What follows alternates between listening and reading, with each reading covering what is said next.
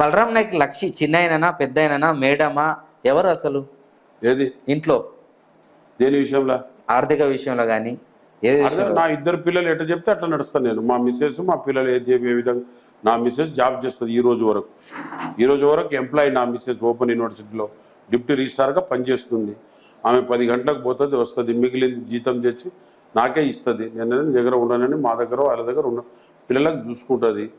మేము ఒక సిస్టమేటిక్గా బతుకుతున్నాం, అంతేగాని అందరూ సతీమణులందరూ కూడా రాజకీయాల్లో ఏదో ఒక ప్రోగ్రాంలోకి వచ్చారు. కానీ ఇప్పటి వరకు మేడం ఏ ప్రోగ్రాంలో అంత మీరు ఇన్నిసార్లు రాజకీయాల్లో ఉన్నా ఎప్పుడు రాలే. కేవలం నామినేషన్ రోజు వచ్చేది, మళ్ళీ ప్రమాణ స్వీకారమే, అంతే కదా. ఏంది మేడం అసలు రాజకీయాలు వద్దంటారా? లేకపోతే ఆమె ఎంప్లాయీ వేరే దగ్గర చిక్కాలి ఎందుకు, ఫోటోలు ఎందుకు దిగాలి, ఇంకోటి వాళ్ళ ఫ్యామిలీ ఎంప్లాయీ అయి తిరుగుతుందని ఎందుకు అనిపించుకోవాలి, వాళ్ళ మీద ఆమెకి ఎందుకు నోటీస్ ఇప్పియాలి, ఆమెకి ఎందుకు ఇరుకుల్లో పెట్టాలి.